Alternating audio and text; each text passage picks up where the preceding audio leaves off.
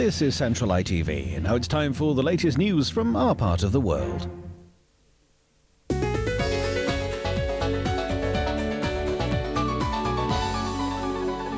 Good evening. Neighbours are claiming they're being made prisoners in their own homes by a woman and her 4 children. They've now started a petition to try to get her evicted.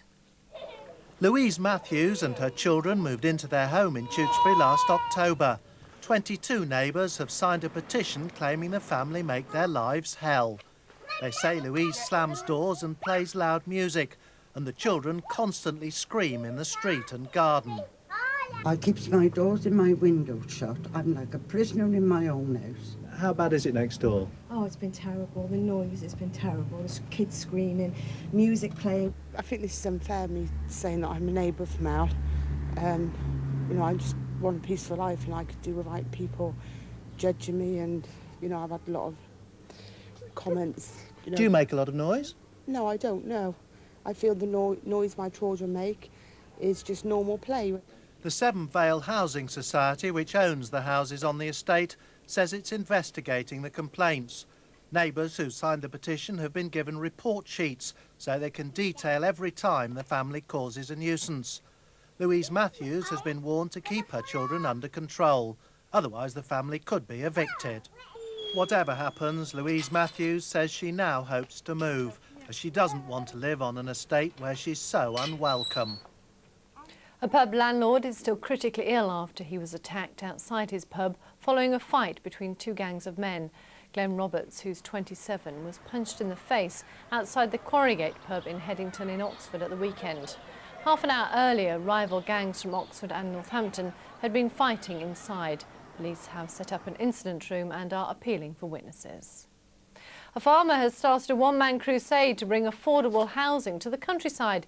George Jones is offering to turn over part of his land for cheap houses on condition that only locals are entitled to live in them. He says the money he makes he'll give to the local church. For 300 years, George Jones's family has farmed this beautiful area of the Wye Valley. But over the last few decades, he says he's watched his hamlet of Howell Hill suffer, not because of pollution or vandalism, but he says because locals are being forced to leave as outsiders pay huge sums for quaint cottages and city dwellers retire to the country.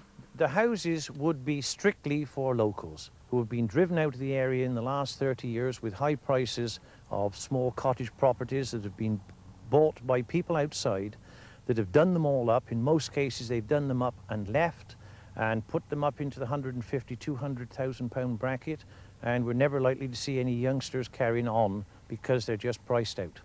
But George faces a major hurdle in this one-man crusade, as the few acres lie within an area of outstanding natural beauty protected by special planning regulations. Residents will meet at the church next week, where George will put forward his proposals. Now, a new survey has shown that almost all senior school children don't think they know enough about food. So to try to redress the balance, a campaign has been started to try to give cookery a higher profile in the classroom. They were all aboard the cookery bus outside a school in Hereford. The bus and the teachers on board are part of a national campaign called Focus on Food, funded by the Royal Society of Arts and the Waitrose food chain. They're trying to persuade more young people to cook rather than rely on convenience snacks. I like chips, but we don't usually cook, you know, it's like spaghetti bolognese and stuff like that. There is probably convenience foods and all that, just things you can put in the oven and that. The campaigners want a rethink on how cookery is taught in school. Old-style home economics has been replaced by a subject called food technology. The RSA is lobbying for change by carrying out research into school children's eating habits. Their survey showed that only a quarter of 11 to 15-year-olds said they ate a well-balanced diet. Was the lesson successful? Well, a proof of the pudding's in the eating, and those fruit pastries soon disappeared.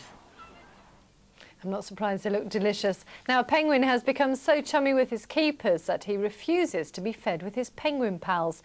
The experts can't decide on whether Chumpy thinks he's a human or that humans are penguins. It doesn't matter how many times Chumpy the Humboldt penguin's thrown back into the pool at Cotswold Wildlife Park, he always comes back for more. Chumpy's become very attached to his keepers, and as a result, he's gaining a growing poolside fan club. He went up to the man and the man gave him some fish. And what happened if you didn't give him any fish? He bit him. Do you know why he was doing that? Because he was so hungry, he was so greedy. But it appears Chumpy has good reason to be attached to his human helpers. He got a very bad spell of illness, which meant we had to intensive care him for about 3 months, actually feeding him with the tube in his stomach. And we brought him back to health, basically, and then he adopted this bond with human beings. Steve says he hasn't worked out whether Chumpy thinks he's a human or if he thinks humans are just a funny sort of penguin.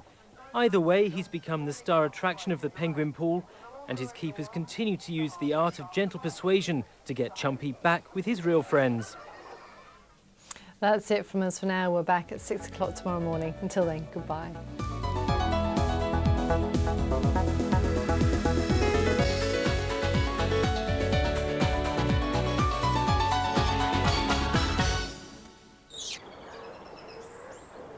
Central Weather, sponsored by Stay Bright Windows and Conservatories. The clear choice in any weather. Hello again. Well, it'll be a mild and muggy night tonight with rain and drizzle, some heavy bursts in the north, much lighter rain to the south and east, and indeed some parts of the east will stay dry until dawn. Tomorrow will start mainly cloudy, damp and misty with maybe some downpours which could be heavy in the north again. A few spots will be brightening up by the end of the morning, especially in the south and west, and we do expect sunny intervals during the afternoon. Still the risk of heavy showers though, with maybe some thunder at times further north. Warm and sticky too, with loads of sunshine on Friday, staying humid, temperatures just short of 80 Fahrenheit, but with more thundery showers overnight. And if we turn briefly to the weekend, a fresher day on Saturday with more thundery rain at first, but turning brighter later on. And for Sunday, fewer showers, but still the odd heavier one, feeling warm in the low 20s, that's the low 70s. That's it. Bye-bye. The Central 7-Day Weather Line, 09064 710 711.